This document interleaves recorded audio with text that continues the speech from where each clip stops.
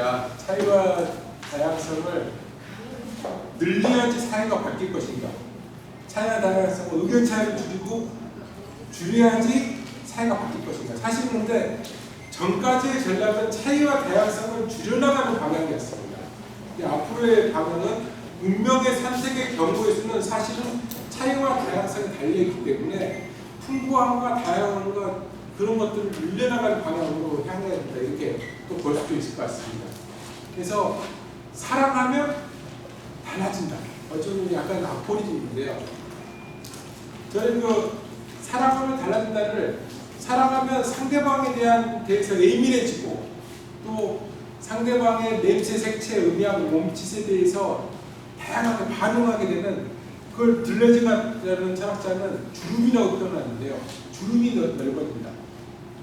많아진다. 주름이 많아집니다. 다양한 미세한 별들에 대해서 별들이 더 많아지는 거죠. 사랑할수록. 그런 얘기를 합니다. 사랑할수록 풍부해지고 다양해진다는 거죠.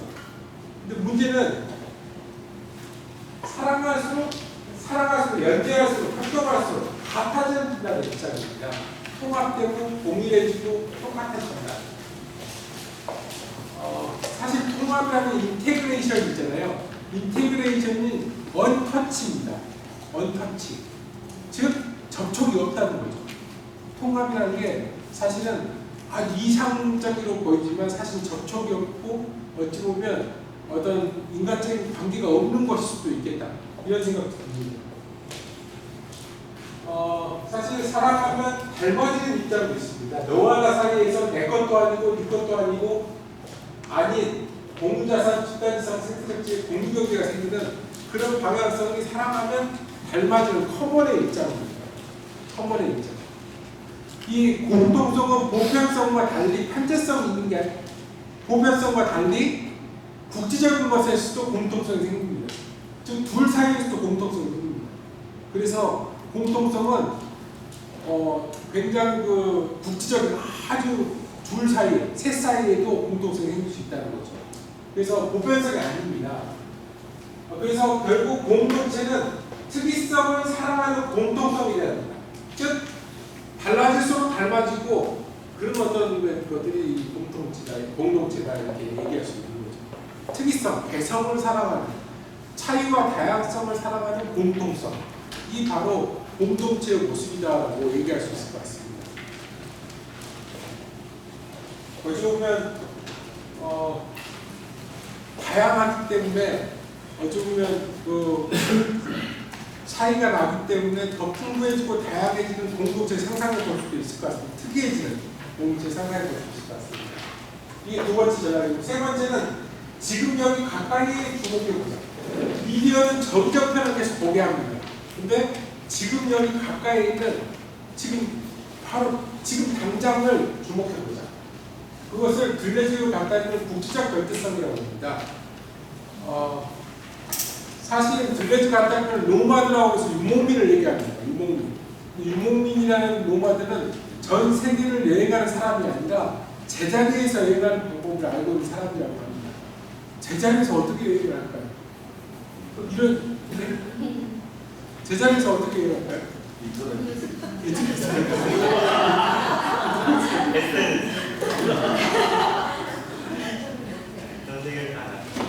이런 질문을 던집니다. 전 세계를 여행해야 새로운 발견할 수 있냐? 아니면 가까이 있는 사람의 깊이와 잠재성을 시취해야 새로운 발견할 수 있다. 가까이 있는 사람의 깊이와 잠재성 속에서 새로운 발견할 수 있다. 어떤 것 같습니까?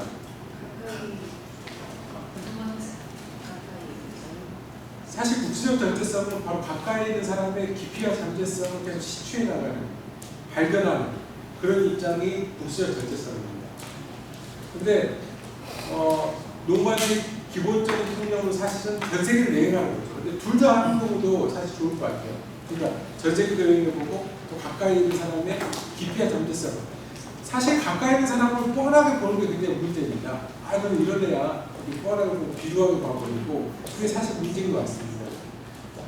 사실 저도 고등학교 때까지 저희 어머니 아버지를 굉장히 뻔하게 봤던 경우가 있어서 사실 가족을 더 뻔하게 봐요.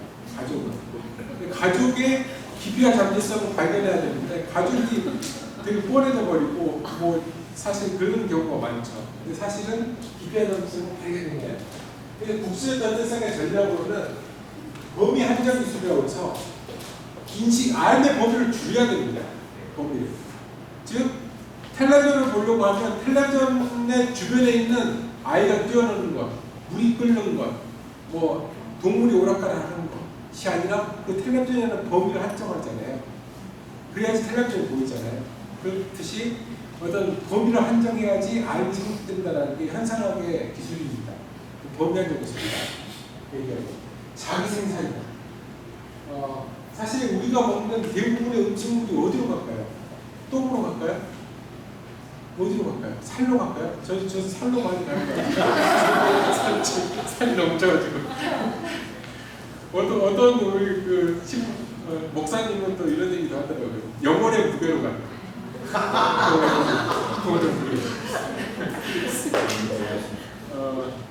사실 근데 대부분의 먹고 마시는 모든 것들은 피부와 살, 간 이런 것들을 다 교체를 해야 됩니다. 다 모든 세포가 피부 세포는 2주면 다 세포가 다 교체가 돼요. 또 간은 한 달, 또 뼈는 뭐 3달 이런 식으로 모든 세포가 바뀝니다. 그래서 즉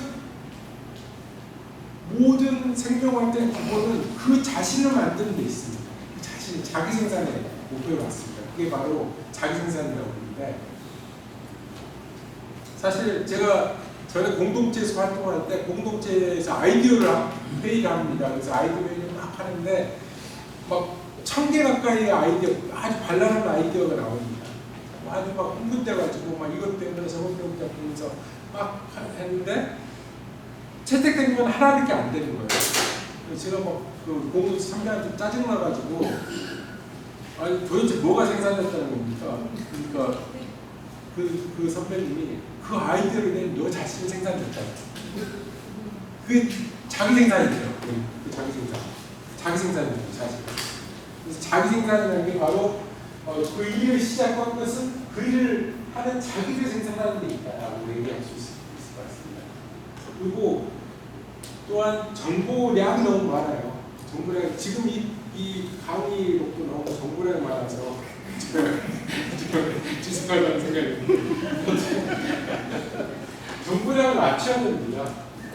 체득할 수 있는 정보량으로 딱 한정시켜야 되고 그래서 암이 함이고 삶이 되게끔 만들어야 됩니다. 암이 함이 되고 삶이 되게끔 변용하고 체득할 수 있는 정보값으로 낮춰야 된다. 그리고 의미를 가진 장소를 만들어요. 이게 다 깊이와 잠재성, 국지적 절대성에 대한 얘기입니다. 제자리에서 여행하는 거. 그러니까 쉽게 얘기하면 가장 가까이 있는 사람에 대해서 뻔하게 보면 안 된다는 거죠. 제가 사실 저희 그 고향에 잘 안 가는 이유가 네 집 아들이다 이렇게 뻔하게 봐버리니까 안 가는 거예요. 또 막 저희 고향에 계신 선배님들 뭐 너희들 숟가락 숫자를 다 알아 이렇게 얘기하는 그런 경향이 있어서 뻔하게 보는 거예요 사실은. 근데 사실 가까이 있는 사람의 신비로운 면, 새로운 면을 계속 발견해야 합니다. 그 깊이와 잠재성은 파도 계속 나옵니다. 사실은.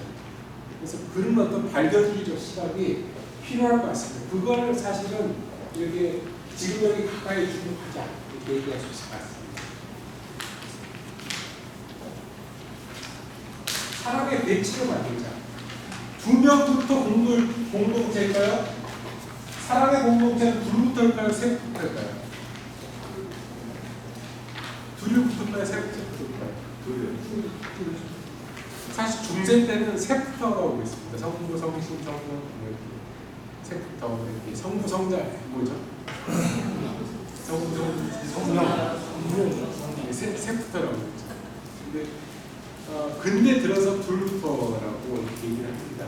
사람의 배치는 사실 사람의 공동체는 둘부터가 사실 근대적인 사람입니다. 사람의 배치에 맞추시면 일자에 대해서 생각해 봐야 돼요. 한 사람, 감독성, 한 사람에 대해서 생각을 봐야 될 것 같습니다. 한 사람 속에는 1인칭 속에는 또 3인칭이 있습니다. 제가 나쁜 일을 막 이렇게 하고 있잖아요. 그러면 이 나쁜 일을 하는 나와 그걸 바라보는 나라가 또 있습니다. 마음을 응시하는 마음이 있어요. 그걸 그런 어떤 것들이 초월적인 신의 영역일까요? 아니면 내 안에 있는 객관적인 삼자적인 어떤 객관적인 인지의 능력일까요? 객관적인 인지의 능력일까요? 혹시 나를 응시하는 나, 마음을 응시하는 마음이 또 신적인 어떤 초월적인 영성의 부분이 아닐까요? 약간 그 논쟁의 여지가 있습니다. 논쟁의 여지가 있고, 마음을 응시하는 마음, 1인칭 속에 3인칭, 나를 행동하는 나와 그걸 바라보는 나의 어떤 그 이중적인 어떤 이것들을 바로 일자라고 합니다. 이자는 나와는 뭡니다. 이자부터 공동체라고 보는데, 근데 문제는 지금의 운명은 나와 너를 나와 그것으로 본다는 거예요. 능동적인 주체가 있고 수동적인 관계가 있습니다. 문제가 있고 관계가 있습니다. 주체가 있고 대상이 있습니다. 그래서 마이클 부어는 나와 그것의 사회, 사물화되고 대상화되는 그런 사회가 아니라 나와 너의 수평적인 관계를 회복해야 된다라고 얘기합니다. 그리고 나와 너 사이에서의 주체성, 너도 아니고 나도 아니고 우리 중 어느 누군가라는 어떤 것을 주체성이라고 하는데요. 우리 중 어느 누군가. 사실 웃음이 번져나갈 때는 우리 중 어느 누군가에 의해서 번져나가죠. 그것을 주체성이다 이렇게 얘기합니다. 그래서 어떤 이자의 관계는 나와 너의 관계고, 삼자는 이제 자발적 중재자로서의 아이가 끼는 겁니다. 지금의 법이랄지 경찰이랄지 관료는 공동체 갈등 해결 능력을 자기가 합니다. 갈등 해결을 자기가 하겠다. 엄숙하고 딱딱하고 경직된 사람이 공동체의 갈등을 해결해 내겠다라고 합니다. 지금 아파트에서 층간소음이 생기잖아요. 저도 층간소음 때문에 고생했었는데, 그러면 층간소음을 일으킨 위층에 가서 직접 얘기하면 불법입니다. 그게 아니라 관리사무소를 통해야 됩니다. 관리사무소에다가 층간소음 침해 원인을 찾아가서 관리사무소 찾아가서 해결하게 됩니다. 그게 바로 공동체 갈등 해결 능력을 관리나 관료나 또 법이나 경찰이 해결해 주는 그런 논리입니다. 근데 노르웨이 헬리나 호지는 아이들이 해결해야 된다. 공동체 갈등을. 아이들이 중재자로 나서야 된다고 얘기합니다. 그래서 어떤 딱딱한 책임주체가 아니라 아이들의 주체성이 사실은 공동체의 갈등 해결 능력과 자율성을 증폭시킬 것이다 라고 얘기합니다. 다섯 번째는 움직일 때의 마음을 주목하자는 건데, 사실 움직일 때 생각이 많을까요? 꼼짝 안 할 때 생각이 많을까요? 꼼짝 안 할 때? 움직일 때 생각이 많을까요? 꼼짝 안 할 때 생각이 많을까요?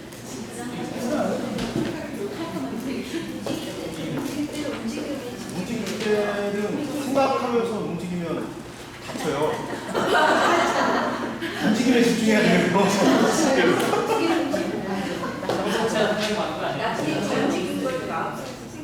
거의 자체가 움직이는 거 자체가 생각이 사실 이게 논쟁의 소지가 있습니다. 움직일 때의 생각을 사실은 정독이라고 합니다. 돌보고 아끼고 보살피고 모시고 이런 모든 움직임에서 생각하는 것은 정독입니다. 꼼짝 안 할 때 생각은 사실 마음도 움직이지 않고 몸도 움직이지 않기 때문에 감정이라고 합니다. 환상적이고 망상적이고 일시적이고 돌발적이죠. 그래서 감정 노동자라고 부르는데, 감정은 사실은 일시적인 것인데 사실은 자본주의가 산업화한 거죠. 사실은 정독은 움직일 때 마음이고 자기 원인이 분명합니다. 자기 원인. 사랑의 원인이 분명하죠. 아끼고 보살피고 이런 이유가 사실은 사랑 때문이죠. 감정은 일시적입니다. 떠오르고 그냥 사라집니다. 근데 문제는 돌봄 자체가 정독 노동의 속성도 갖고 있고 감정 노동의 속성도 갖고 있다는 겁니다. 정독 노동은 사랑할수록 사랑의 능력이 증폭이 돼요. 아이들을 사랑하면 아이들에 대한 사랑의 능력이 더 증폭됩니다. 그게 정독 노동입니다. 아끼고 보살필수록 더 소중해집니다. 근데 감정노동은 자기 내부에 외면적으로 친절하지만 엄청난 소모가 많은 거예요. 소모가 많고 감정 고갈이 많습니다. 돌봄노동이 어떤 걸까요? 감정노동의 속성도 갖고 있고 정정노동의 속성도 갖고 있다는데 어떤 쪽이 더 강할까요?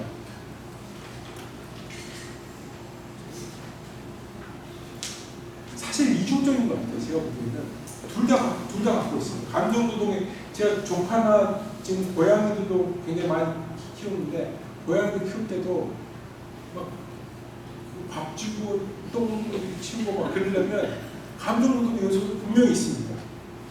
근데 정동노동의 요소도 있다는 거죠, 사실. 그래서 결국 문제의 핵심은 이겁니다. 사랑이 시간, 자원, 체력에 따라서 유한한지, 사랑은 무한한지, 사랑이 유한하다면 감정노동이고, 사랑이 무한하다면 정동노동입니다. 사랑은 유한할까요? 무한할까요? 그게 정동노동에 익숙하신 분들이 계십니다. 저는 다른 자리에 가보면 감정노동의 입장에서 유한하다고 하시는 분들이 더 많습니다. 더 많습니다. 그게 희한하죠. 사랑은 유한하다. 근데 사랑은 어찌 보면 정동노동처럼 사랑할수록 사랑이 증폭되는 걸 수도 있습니다. 그런데 이 자본주의는 사실은 공동체 정동노동을 통해서 자기 생산하는 그런 어떤 것과 이 정동노동의 특징은 제로 회계라는 거예요. 모든 에너지 자원 부를 다 쏟아붓고 수익과 지출이 딱 0으로 맞아떨어집니다. 저희 부모님 보면 아무도 남은 게 없잖아요. 가족들 자기 생산하고 남은 거 아무것도 없습니다. 그게 바로 제로 회계를 자기 생산의 가족으로서 유지하는 자기 생산의 모습입니다. 그리고 정동노동의 모습인 거죠. 근데 하나 생산은 뭔가 돈을 남기려고 해요. 돈을 남기려고 하고 어떤 자본주의의 재생산이자 감정노동을 합니다. 그래서 제로액가 아니죠. 돈을 남기려고 하죠. 감정노동을 합니다. 결국 이 자본주의는 사실 사랑이 유한하다는 입장을 갖고 있는 사람들입니다. 사실 자본주의는 사랑이 유한하다. 입장을 갖고 있고 사랑을 증폭시켜내는 거에 대해서 회의하는 사람들인데 그걸로 돈을 남기려고 하니까 사실 감정노동자들만 피곤해지는 거죠. 그런 어떤 입장이다. 그리고 이 정동력이 어펙트인데 이런 어떤 자기 권위를 갖고 있는 마음이고 감정의 이모션, 일시적으로 돌발적인 마음입니다.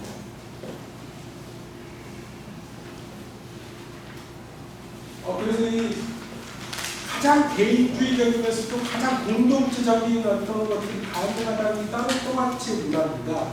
따로 있으면서도 같이 있을 수 있다. 따로 똑같이.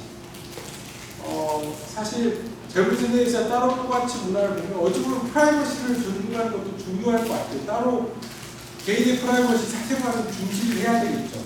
근데 가치라는 영역이 굉장히 중요할 것 같습니다. 이 가치라는 영역이 같이 있으면 어떤 막 좋고 이 사랑에 넘칠 것 같은데 사실은 참견과 미움도 동반이 됩니다. 사랑과 더불어 참견과 미움도 함께 성숙하고 제가 제 아내를 볼 때마다 사랑이 증폭될수록 또 미움도 같이 증폭되는 느낌이 들기 때문에 사실은 약간 가치라는 게 위생적으로 안 됩니다. 사실은. 위생적 아주 깔끔하게 안 됩니다. 깔끔하게 안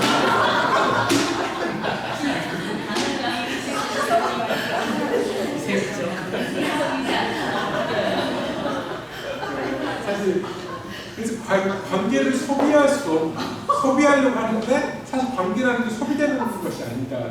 사실 깔끔하게 소비될 수 있는 게 아니라 관계는 어찌 보면 끈적끈적한 것도 있고 뒤끝도 있고 뒷담화도 있고 그런 관계입니다. 사실. 그래서 그런 점에서 사실 따로 똑같이 우리가 또 이 감정노동을 통해서 전문가의 돌봄을 받는다라는 것도 사실은 어찌 보면 제가 도움이랄지 이 어떤 활동포주인들이랄지 전문가들이 사실 돌봄을 한다 하더라도 나머지 시간에 외로움은 어쩔 것인가 이런 생각이 듭니다. 나머지 시간에 외로움 그게 이제 근본적인 외로움이에요. 그래서 감정노동을 통해서 사실 외로움을 해결할 수는 없을 것 같습니다.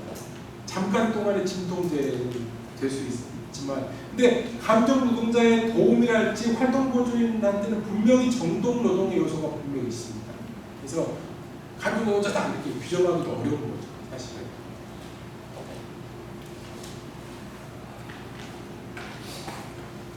제가 처음에 얘기했던 부분하고 관련되는데, 하나의 문제 제기에 하나의 대답이 있을 것이다 라고 봤던 사람은 제가 그 세례명 바오로와 같은 그런 어떤 사람인데, 어찌 보면 대답이 없을 수도 있고 대답이 여러 개일 수도 있을 것 같다, 이런 생각도 듭니다.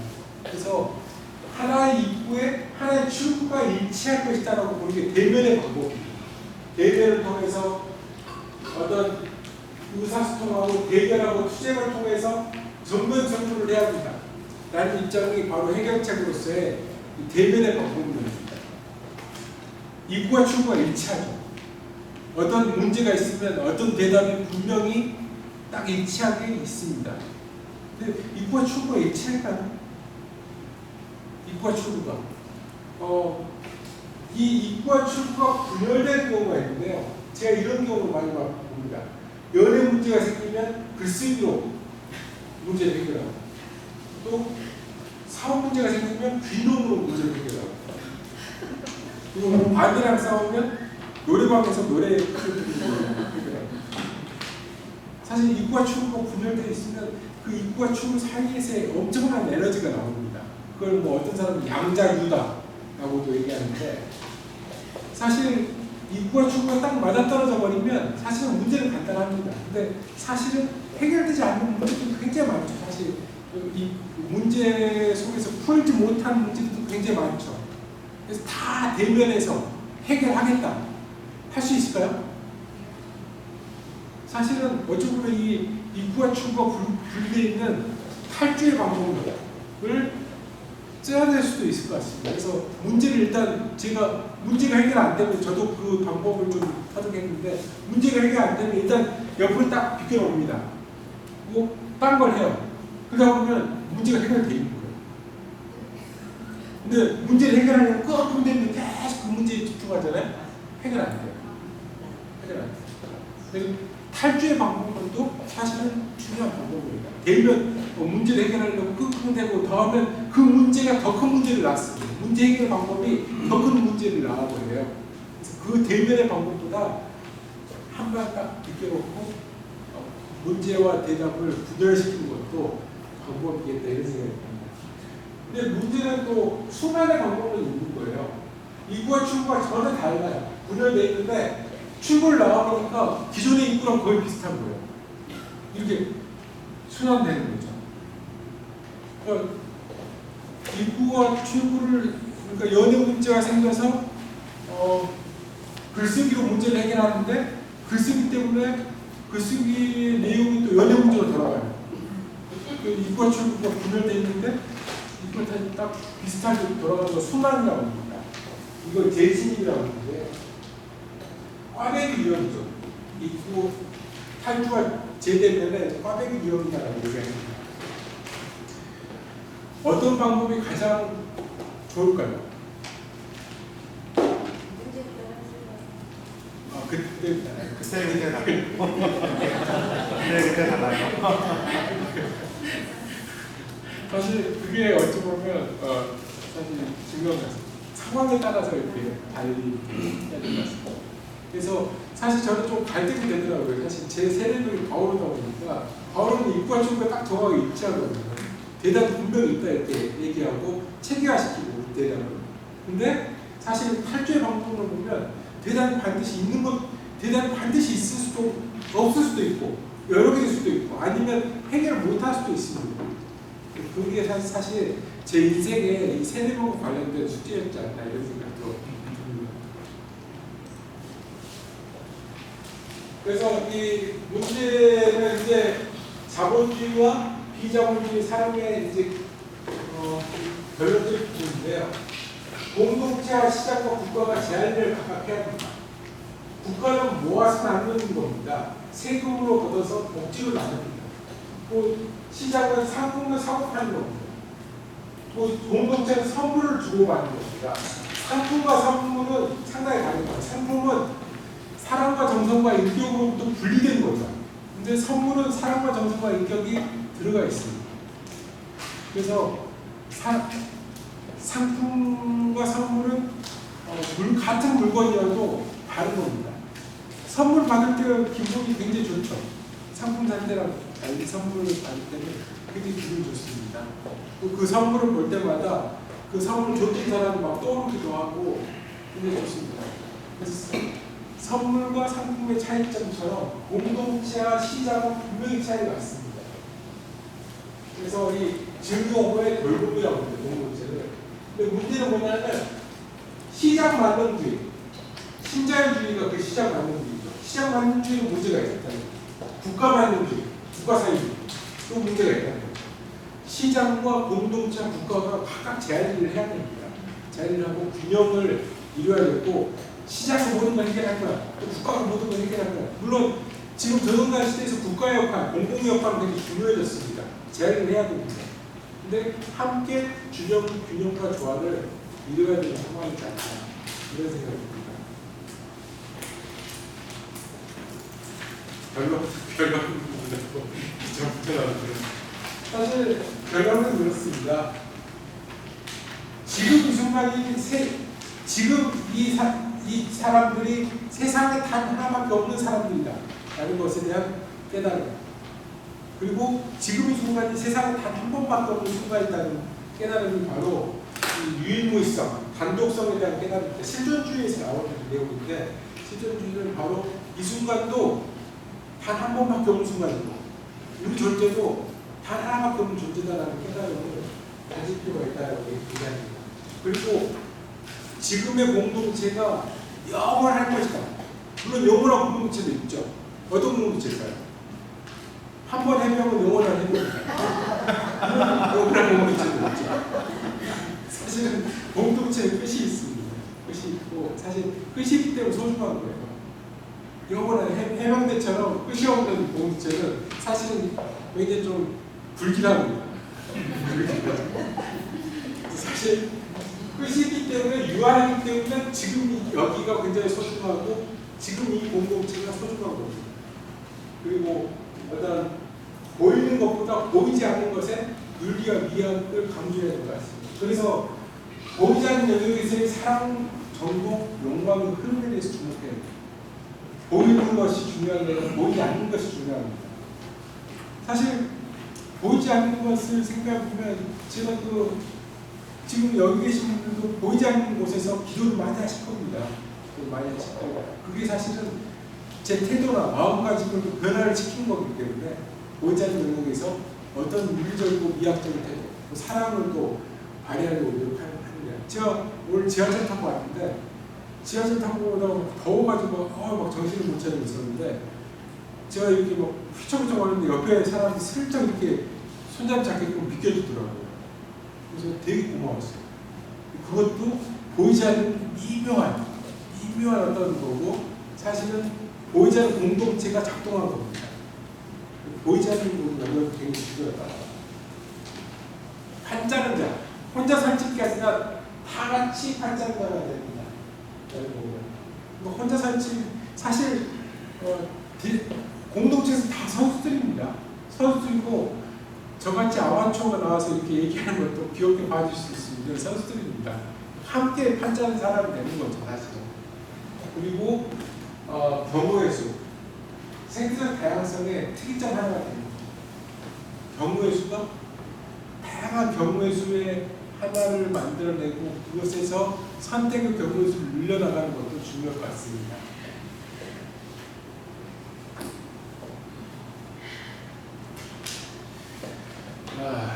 사실 제가 처음에 말씀드렸듯이 이렇게 콘텐츠가 많게 하면 감삼함이 안 되는데 이게 사실 제가 초반에 말씀드렸듯이 저는 상당히 좀 3년 걸쳐서 썼던 책을 마무리 지을 수 있었던 시간이 바로 어제 저녁이었고 오늘 여기 이 자리에 서서 그것을 또 이렇게 보고하는 자리인 것 같아요. 그러면 어떤 느낌이 있었는지. 제가 사실 어쩌면 구름이 막 이렇게 많아지면 그게 막 펼쳐지기도 하고 접혀지기도 하고 그러면서 상당히 그 속에서 표현이 되고 움축이 되고 함축이 되는 그런 걸 수도 있을 것 같은데 지금은 충분히 펼치지 못한 것 같습니다. 그렇지만 약간의 주름들을 약간 이렇게 보이려고 했는데 너무 양이 많아가지고 여러분들한테 죄송하다는 느낌이 들고요. 여하튼 제가 마지막에 말씀드린 건 보이지 않는 영역에서의 어떤 사랑을 실천하려고 하는 거 이게 굉장히 가톨릭의 정신과도 맞지 않나 이런 생각을 살짝 하면서 왔습니다. 그런 점이 지금 말씀드릴 부분이지 않나. 감사합니다.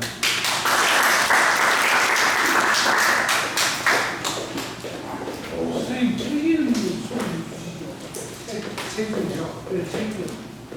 제가 탄소 자본주의입니다. 한소 자본주의. 근데 좀 한서 5월달에 나옵니다. 5월달에 한산림 출판사에서요. 탄소 자본주의. 선생님이 쓰신 책이 꽤 많아요. 근데 책이 강의보다 더 쉬워요.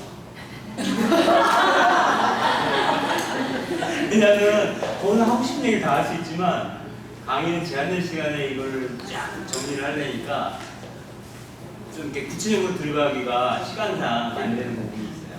그래서 제가 미리 강의를 들었다면 그 중에서 요거만 해주세요. 한 시간만 더 이렇게 했을 것 같다는 느낌이 드는데 어쨌거나 그 자본주의의 어떤 패러다임 안에서 우리가 어떻게 그 자본주의를 할 것인가에 대한 어떤 패러다임 측면으로 이렇게 전체를 볼 수 있는 시각을 주지 않았나라는 생각이 잠깐 드는데요. 강의 들으면서 좀 더 설명해 주세요. 아까 이게 무슨 뜻인가요? 등등등 이런 질문이 있으면 질문 주시면 좋을 것 같습니다. 세계 철학자시라고 들었는데 자본주의랑 세계 철학이랑 어떻게 연계가 되는지 전 잘 모르겠어요. 네. 네. 자본주의랑 생겼잖아요. 예. 사실 자본주의도 사실 제가 처음 말씀드렸듯이 대답. 그러니까 무엇은 무엇이다라고 대답을 해야지만 상품이 되고 자본이 됩니다. 철학을 얘기하는 네, 철학 대답. 그러니까 어떤 단정을 내리고 뻔하게 봐야지만 사실 상품이 되고 자본이 됩니다. 근데 생태 철학은 대답이 아니라 문제의식, 문제제기, 생명의 호기심과 아이의 어떤 그런 것들, 호기심, 의무, 물음표 이런 것이 사실 생태 철학입니다. 사실 자본주의는 이것은 이것이다라고 단정 내림으로써 상품을 만들고 자본을 만들고 뭐 사실 생명도 신비롭지 않고 고기가 돼가지고 딱 와보죠. 답은 영양분이야 이런 식으로. 근데 사실 어찌 보면 그 프로테스탄티즘에서 이 자본주의가 출발했잖아요. 그 이유가 바로 대답을 내렸거든요. 사실 신앙이 프로테스탄티즘의 신앙은 대답을 딱 중시를 했어요. 하나의 질문에는 하나의 대답이 있다. 대답으로서의 전문가.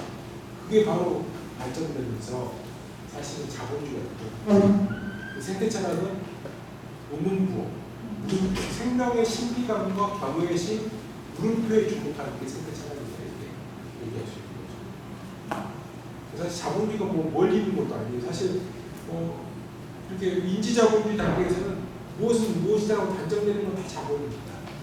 다 상품이고 문화도 상품이고 정부도 상품이고 다 상품이 될 수 있는 거죠. 그냥 단정 짓지 못하면 가격을 매길 수 없기 때문에 그렇죠. 그렇죠. 이게 어느 만큼 우리에게 효용성이 있다라는 걸 계량화되지 않으면 가격을 매기가 어렵고 가격이 없는 것은 상품이 아니에요. 팔리지 않고 돈이 안 돼요. 그게 그 기원이 바로 대답에 있고 어쩌면 저는 그래서 다오로가 좀 잘못했다고 생각을 해서 너무 대답을 이 대답입니다. 신앙의 대답을 너무 얘기를 해보니까 자본주의 모태가 됐다라고 사람들이 많이 얘기를 해요. 그게 사실 문제가 있지 않았나 이런 생각도 드는데 대답이 아니라 문제제기로 또 예수님은 사실 은유와 비유로 사실 대답을 했기 때문에 근데 은유와 비유도 좋은 방법입니다. 대답을 회피해야 돼요. 회피하고 어떻게 보면 문제집을 회피하고 은유와 비유를 회피하고 이것은 이거다라고 결정 내림으로써 이게 해결하려고 하는 것은 사실 문제가 있다는 거죠. 그게 바로 자본주의입니다. 예. 제가 강의 초반에 그게 아직 다 이해가 안 가세요. 그 자본주의가 그 한계가 부딪히는 게 노동자들일 것이다라고 했는데 오히려 요즘에는 그 기후 변화가 더 예. 그거 조금만 좀 더 설명을 해주세요. 사실 기후변화를 그대로 두면 지금 2100년까지 4도씨 상승이 예상되거든요. 근데 4도씨 상승이라는 게 사실 지옥을 의미해요. 사실 비가 단호하고 단어가 뭐죠? 사실 이 북극의 영구 동토층에서 수십억 톤의 메탄가스가 있어요. 근데 그 메탄가스가 이산화탄소의 33배에 달하는 온실가스거든요. 사실은 그게 돼버리면 그게 녹아서 메탄가스가 배출돼 버리면 심지어는 공기 중에서 메탄이 계속 폭발할 수도 있어요. 그래서 사실은 그게 녹아서는 안 되는데 이걸 잡고 있는 북극이 계속 녹고 있으니까 심각한 상황이죠. 근데 문제는 북극의 메탄가스가 일단 배출되면 네거티브 피드백 때문에 더 뜨거워지고 더 녹고 더 뜨거워지고 더 녹고 이런 식으로 계속 이 악성 피드백이 생겨버리는 거죠. 그래서 그게 사실은 무서운 결과를 낳을 수 있다라고 해서 지금 북극 기지들은 다 그 메탄가스 배출되는지를 계속 하루에 한 번씩 체크를 하고 있는 걸로 알고 있습니다. 근데 그 북극이 다 녹는 때가 2100년경 추정되고 추정으로 2100년 몇 년 남았어요? 얼마 안 남았어요. 82년? 아, 우리 자녀들 때까지는 안 됐네. 그래서 다다음 세대에서는 없는 거네. 그래서 신규 체제에서 1.5도로 2도씩 또는 1.5도 아래로 낮추자라고 합의했던 게 굉장히 중요해요. 이게 사실 1.5도가 사람 살 수 있는 유일한 마지노선이거든요. 그래서 사실 그것을 맞추기 위해서 국제사회가 모든 그 국가들이 다 나서고 있는데 지금 이게 사실 현실적으로 우리나라에서 사실 우리나라가 지금 온실가스 배출 7위 상황 아닙니까? 세계 지금 1등이 어디야? 1등이 지금 중국이죠. 중국하고 2등. 2등 미국. 중국이랑 하면 네. 근데 2등 미국이 지금 신규 체제를 탈퇴를 했어요. 그리고 1등인 중국은 지금 굉장히 재생에너지 사용을 굉장히 늘리고 있는 상황이에요.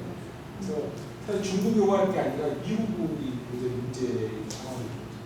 우리나라도 7위이기 때문에 굉장히 그 세계 시민에 대한 어떤 책임과 역할이 분명히 있고 그 점에서 시민들이 눈을 뜨고 노력을 해야 됩니다. 사실.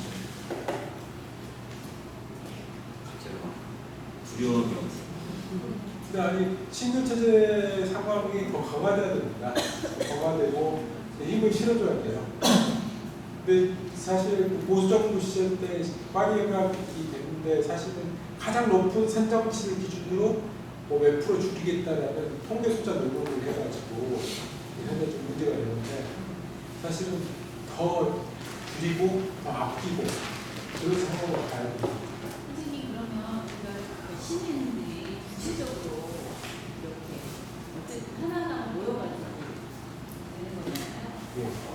어떠한 노력이 뭐 이렇게 뭐 재활용 뭐 이런 뭐 에어컨 이런 거 정도밖에 할 수가 없나요 저희는?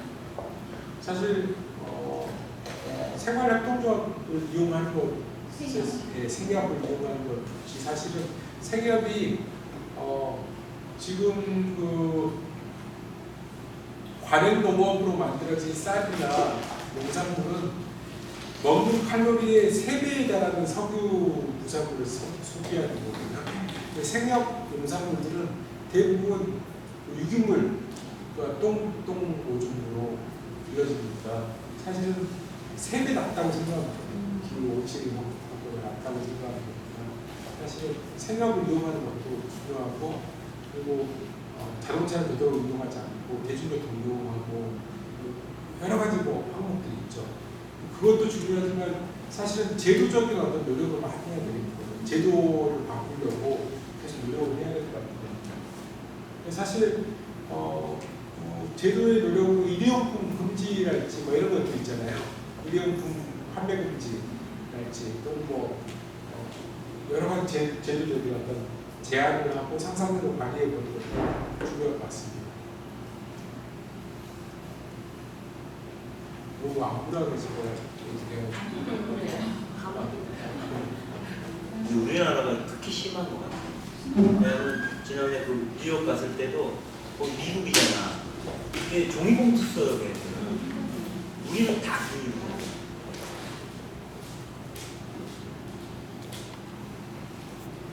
저희 어머니가 70이 넘으셨거든요. 네. 그런데 저희 엄마의 외할머니께서 어렸을 때 그러셨대요. 흘러가는 강물도 아껴 써라. 흘러가는 강물도 함부로 쓰지 마라라고 하셨대요. 요즘에 이제 그런 얘기들을 하시거든요. 무국적 국가에 대한 얘기나 뭐 레슨 이런 얘기인가요. 근데 우리는 왜 점점 더 무지해질까요? 저희 어머니도 사실 설거지할 때 받아서 하세요. 받아서 하시고 딱 그 흐르는 물에다가 닦은 적이 한 번도 없으시고.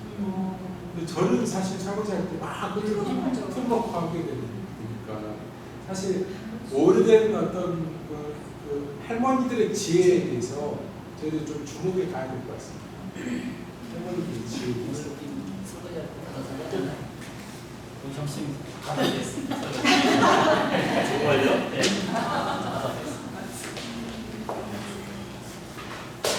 옛날에는 수도가 없으니까 펌프로 다 했잖아요. 물을 받아놓고 닦을 수밖에 없었는데 지금 수도는 틈이만 하면 계속 나오니까 펌프로 닦게 되는 것 같아요. 우리 개타시 운동할까요? 근데 아니 전까지는 자발적 간헐 운동이나 빈그릇 운동이라고 해서 정말 더 90년대에 상당히 좀 활발했던 것 같아요. 약간 그때가 잘 살고 있던 때니까. 근데 지금은 전원주의 시대다 보니까 오히려 그 자발적 간헐이라고 하면 빈곤한 사람을 어떻게 생각하냐 이거 지금 대단한 상황이니까. 근데 그래도 정말 어찌 보면 좀 자발적 간헐 운동을 해야 될 상황인 것 같아요. 제3세계에 갔던 친구들한테 물어보니까 그 친구 네팔 갔던 제 친구가 그 쌀밥을 주더래요. 네팔 그 주민들이 그 가족이 그래서 쌀밥을 줬는데 손님이라서 특별하게 주는 거였고 사실은 쌀밥의 시금치인데 나머지 그 것들은 다 그 가족들은 딱딱한 밥을 먹더래요. 사실 얼마 정도가 이렇게 딱딱한 빵을 먹으면서 계산해 보니까 100원 정도 드는 음식을 먹고 있었다고 그러더라고요. 아무리 싸게 먹어도 우리나라는 상당히 좀 잘 사는 일색인 것 같아요. 제가 보기에 일색이고 제 생각에는 사실은 기아 사고가 그렇게 많을 정도 보니까 이게 상당히 100원어치 밥을 먹는다? 이건 사실 그래서 좀 저는 빈그릇 운동보다 자발적 간헐 운동을 할 필요가 있다.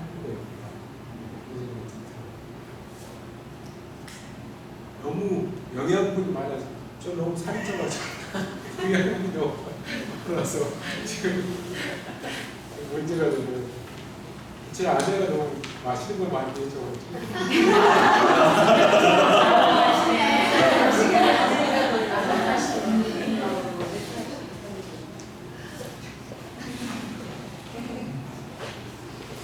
아까 말씀하신 그 설명 중에 비자본주의적 삶의 전략에서 마음, 사회, 자연의 세 가지가 생태학에 이런 생태학에 주목하라는 거, 그다음에 사랑할수록 달라진다 그래서 늘려지게 그런 말씀하셨잖아요. 그 후반에 말하는 그런 지금도 그런 맥락이 들려주고 있었게 줄기 넓어질 수도 있고 좁아질 수도 있고 같은 맥락인가요? 네. 그 말씀. 그리고 사랑. 사랑할수록 달라진 것은 주름이 많아진 거고 그것은 예민한 어떤 삶의 결들이 많이 생긴 거고 그게 사실은 주름이 사실 펼쳐지는 걸 표현이라고 줄어드는 걸 지절이 펼쳐지면 익스프레션, 주름이 좁아지는 인프레션, 함축이 되는 거예요. 이게 지절이 펼쳐졌다가 줄어들었다가 하면서 프레스가 이렇게 막 그 펼쳐졌다가 줄어들었다가 이렇게 되는 거고, 그리고 주름이 많을수록 표현할 것도 많아지는 거죠. 사실은 많아지는 거죠. 차이와 다양성이 사실은 다양한 삶의 이야기가 될 수 있는 거죠. 사실은. 근데 어쩌면 지금의 문명은 이야기를 잃어버린 것 같아요. 정보는 굉장히 넘치는데 이야기를 상당히 빈곤한 상황인 것 같아요. 제가 이제 여쭤본 게 실은 건축에서 제 건축인데 건축에서도 블레드 철학을 이렇게 대입하면서 현대 건축에서의 그 뭐랄까요 그 건축 조정의 위험 이런 것들을 이렇게 논하고 그런 부분에서 블레드 주름을 많이 얘기하게 되는데 바로 그런 부분하고 좀 같은 맥락인 것 같아서 그래서 좀 여쭤. 그리고 또 한 가지 어떤 플랫폼 이런 거를 좀 부정적으로 좀 보시는 것 같은데, 어느 부분이 잘 기억이 안 나는데 그 현대 지금 그 자본주의 사회에서 그 양상 그걸 설명하시는 중에 플랫폼, 그러니까 뭐 이렇게 자본 이런 걸 말씀하실 때 플랫폼을 되게 좀 부정적으로 말씀하셨던 것 같은데 사실 그것도 지금 우리 사회 안에서는 그런 것들이 좀 장려돼야 되는 거 아닌가요? 그러니까 공동체를 질적으로 착취하는 양상의 플랫폼의 자본주의가 들어가 있긴 한데, 플랫폼이 있어야 또 사실은 그러니까 플랫폼이 있어야 또 공동체가 생기니까 그러니까 이 두 가지가 얽혀 있는 거죠. 사실은 얽혀 있고 뭐 플랫폼 마당이고, 문제는 플랫폼에서 돈 버는 사람들은 플랫폼을 가진 유통 대장들이 플랫폼의 문제가 아니라 플랫폼의 운영 행태 그 자체가 이제 사실 지금의 플랫폼에서 가장 돈 많이 버는 쪽이 구글하고 페이스북, 유튜브 이런 데서는 엄청나게 돈을 벌어가잖아요. 플랫폼만 돈을 벌고 플랫폼에 참여하는 사람들에 대한 보상은 소홀히 해버리고요. 그러니까 플랫폼에서 웃고 울고 떠들고 춤추고 했던 사람들에 대한 자유노동에 대한 보상, 정동노동에 대한 보상 부분이 반드시 따르고, 그런 점에서 기본소득이 꼭 돼야 될 것 같아요. 이제는 다 유튜브에 다 올리고 그 플랫폼에서 다 이제 자신의 정동이나 감정을 다 표현하잖아요. 그런 것에 대한 값어치도 인정해줘야 된다. 그렇죠. 정동의 값어치를 인정해줘야 됩니다. 그래서 그런 점에서 기본소득이 필요하고, 물론 유튜브에서도 광고 수익을 배분하고 그러긴 해요. 그거 정도가 아니라 불용한 사람들도 기여하는 겁니다. 다들 이렇게 골고루 기본소득을 줘야 되는 상황이 잘 됩니다. 기본소득에 대해서는 좀 알까요? 기본소득이 뭔지 조금만 설명해. 상식이긴 하지만 그래도 기본소득 얘기가 나오는. 기본소득은 복지는 사실은 관리 비용이 많이 듭니다. 관리 비용이 들고, 이 복지를 잘못 수탁한 사람이 있는지 또는 그 해당 사람이 있는지 관료들이 다 체크를 해야 되기 때문에 관리 인력들이 더 늘어나는 거예요. 근데 기본소득은 묻지도 따지도 않고 그냥 무조건 통장에 쏴주는 형태입니다. 그래서 관리 인력도 새롭게 뽑을 필요가 없고요. 기본소득은 보편적이고 모든 사람에게, 원래 복지 형태는 아이 때 높아졌다가 노인 때 다시 높아지는 U자 형태입니다. 기본소득은 똑같은 동일한 청년들이나 어떤 복지 사각지대에 놓여있는 사람들이 오게끔 동일하게 딱 묻지도 따지지 않고 그냥 주는 거예요. 그런 어떤 형태의 복지이기 때문에 보편적 복지라고 불리고, 근데 문제는 뭐냐면 기본소득을 소비자로 만드는 과정을 중입니다. 조선 당시에 소득을 일자리가 없는 상황에서 소비자를 만드는 과정으로서도 신자유주의가 기업들로 선언을 합니다. 기본소득 해야 된다. 그래서 사실 기업이나 국가도 다 기본소득 할 수밖에 없는 거 아니냐 이렇게 보고 있어요 지금 상황에서. 근데 문제는 일자리도 없고 소득도 없고 이런 현재 상황에서는 사실 기본소득이 사실 가장 중요한 또 쟁점이 될 것 같습니다. 선생님, 그 박원순 시장이 이제 상소했지만 그 사회적 경제나 생태 마을이나 이런 만들기에 대한 부분이 굉장히 많이 생각하고 있잖아요. 근데 지금 선생님이 말씀하시는 것들을 그러니까 정치적으로, 제도화적으로 이렇게 해서 하는 작업도 지금 혹시 하고 계신가요? 지금 현실적으로 일어나는 일들과 지금 선생님이 연구하시는 그런 부분들이 이제 접목할 수 있는 부분이 되게 많은 것 같아요. 서울시에서도 그런 일들 지금 하고 있으니까요. 예. 사실 제가 전공한 이 펜스 간단리라는 사람은 프랑스 농식당 창건 멤버입니다. 네. 그래서 저도 사실 농식당을 약간 관여를 하고 있고요. 상당히 기본소득이나 그런 뭐 생태적 문제 이렇게 해서 좀 같이 그게 잘 안 되더라고요. 그래서 그냥 삐약하게 아주 눈곱만큼 그걸 해석하고 있습니다. 지금 아까 제도에 대한 부분들, 제도를 변화시켜야 네. 된다는 네. 얘기를 하셨는데 네. 학자이시기도 하고 네. 입장이 있으시니까 근데 좀 많이 활동해 주시면 좀 좋겠다. 네. 저도 사실은 합치를 해야 된다는 생각으로 지금 그 서울시 예산감시위원인데요. 그것도 합치로 되고 이 주민자치위원도 합치로 되는 그것도 많고 그 합치에는 지금 문화까지도 요즘은 예? 문화까지도 협치 하겠다고 네. 그러잖아요. 합치가 굉장히 필요한 것 같아요. 제도를 바꾸려면 관계망이 개입돼야 되고 관계망이 개입되려면 합치를 해야 되고 그리고 협치에 뛰어들어서 같이 해야 되는 부분이 아닌가. 지금 같은 경우는 사실 위기가 시각각 다가오고 있는데 그런 상황에서 위기에 대응을 하려고 하려면 사실은 협치가 기본이 돼야 하지 않나 이런 생각을 합니다.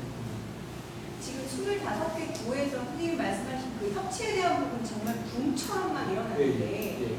이걸 정말 잘하는 사람이 누군지가 지금 좀 궁금하기도 해요. 막 여기서 막 하고 있기는 한데 우리가 정말 이걸 잘하고 있는 건가? 각각의 구에서도 그런 뭔가 실패의 경험들이나 이런 것들이 네. 굉장히 많은 것 같더라고요.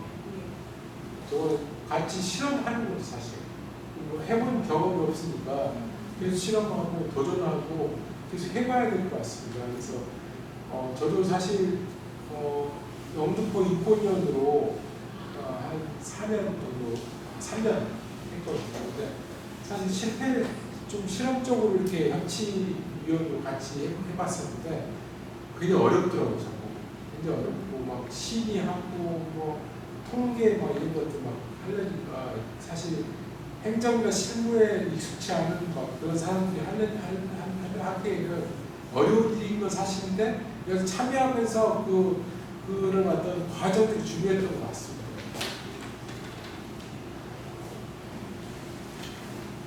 혹시 조금 더 어린 세대들에 대한 교육도 저는 좀 중요할 것 같거든요.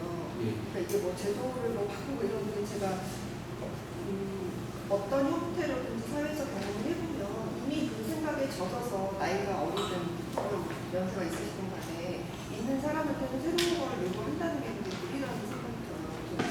아까 이거 보면서 입구와 출구는 다를 수 있다라고 얘기는 하지만 저는 입구와 출구가 일치되는 교육을 평생 받고 자라잖아요. 사실 근데 다양성이 굉장히 중요해지고 굉장히 공통의 다양한 가치가 중요하다라고 어릴 적부터 얘기를 해줘야 되는 게 아닌가. 지금 같은 상황에서는 제도를 하고 뭐 협치를 하고 시랑 뭐를 하고 하는 것도 중요하지만 더 어린 사람들한테 빨리 나가야 되는 게 아닌가.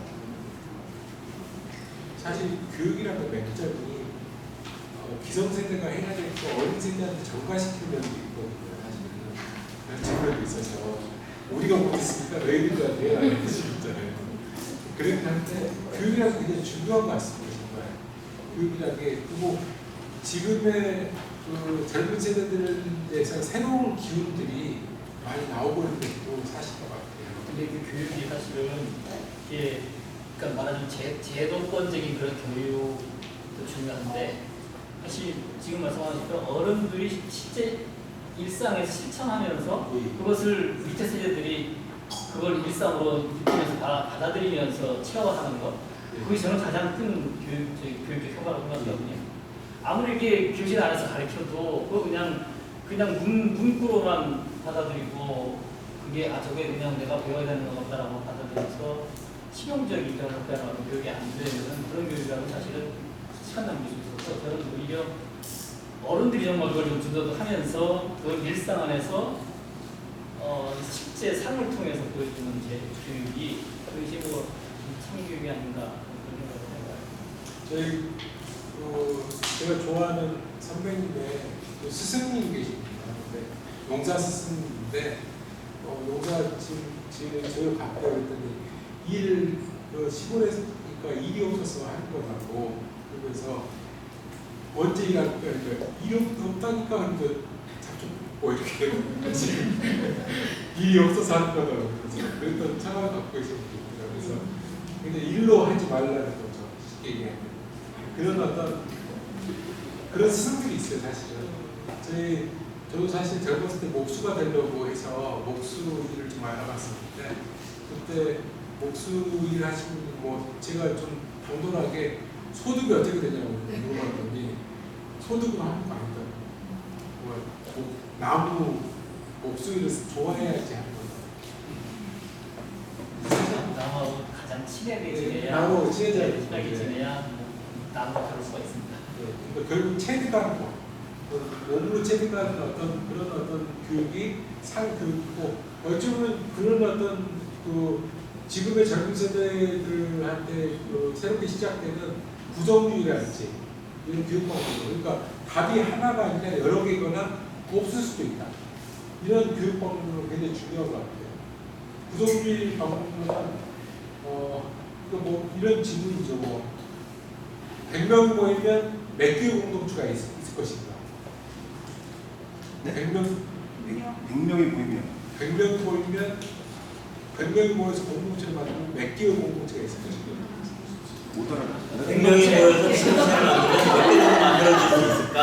공동체를 몇 개를 만들 수 있을까? 공동체를 몇 개를 아니, 만들 수 이게 있게 아니라 100명이 모여서 공동체를 만들었어요. 공동체는 몇 개일까요? 공동체가 몇 개냐? 여러 개 있습니다. 그러니까 보통 기존의 생각은 하나의 공동체가 각기 생각하는 구성한 공동체는 100개 이상이거나 더 100개 이상일 수 있다는 거죠. 사실 구성주의가 그런 이론이에요. 구성주의라는 거. 구성주의, 교육 구성주의. 한 사람의 그러니까 일본의 공각기동대 보스 역할을 하는 사람 있잖아요. 그분이 얘기한 건데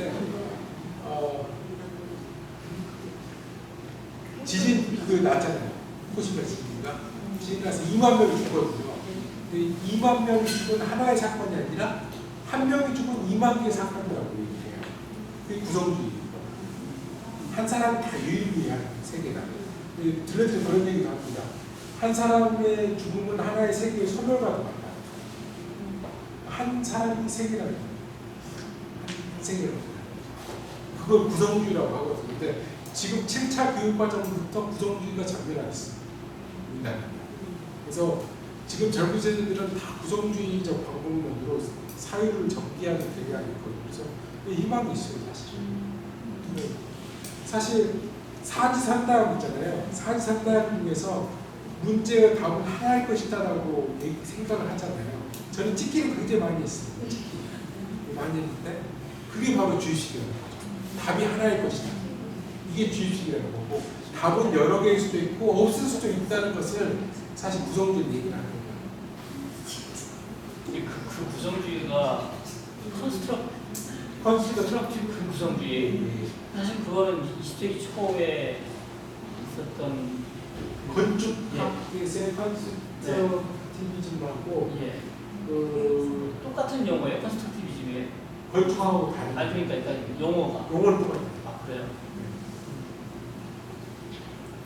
오히려 구성주의가 아주 컴팩트한, 아니 너무나 아주 정확한 그런 모습인 건데 정반대로 다양하게 수없이 많다라고 하는 걸로 우선 정반대 교육하고 있어요.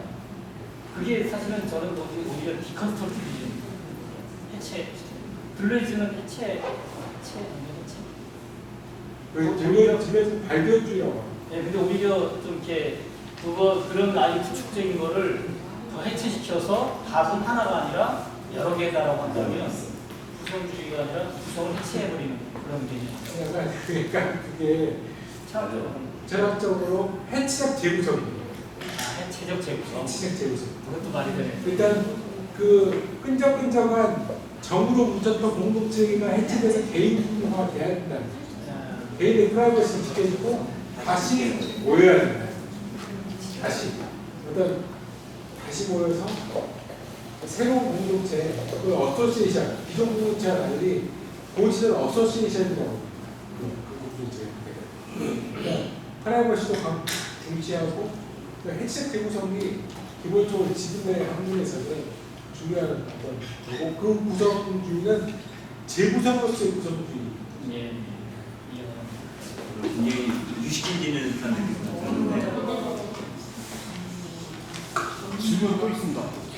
목수 되려고 하시다가 그 녹색당 창당하신 분 전공해가지고 철학 하시겠다고 마음을 바꾸신 거잖아요. 어떻게 되는 거예요? 제 질문이 뭐냐면 하고 많은 직업 중에 내가 철학을 한번 하겠다. 또 생태 철학을 하겠다. 그 딱 잡으신 어떤 그런 거를 좀 알려주세요. 계기 네. 공부가 제일 쉬웠어요. 그 중에 생태 철학이 제일 마음에 드셨던 거예요. 나 이거 한번 해보시다. 사실 그 공부가 쉬워서가 아니라 생태주의에 대해서 관심이 많았습니다. 생태주의에 대해서 관심이 많았고 그래서 생태주의 쪽으로 공부를 해보려고 했고 공동체 활동을 좀 했었어요. 그래서 공동체에서 활동하면서 좀 배웠죠. 사실 선생님 기사를 제가 처음 접했던 거는 네. 그 아이들하고 정말 이렇게 철학 수업을 하는 그런 공동체를 하셨다는 기사를 제가 봤던 기억으로 선생님 기억을 하거든요. 맞죠? 그 공동체에서 아이들하고 그런 수업을 막 하고 하셨었죠? 지금 기억이 안 나요.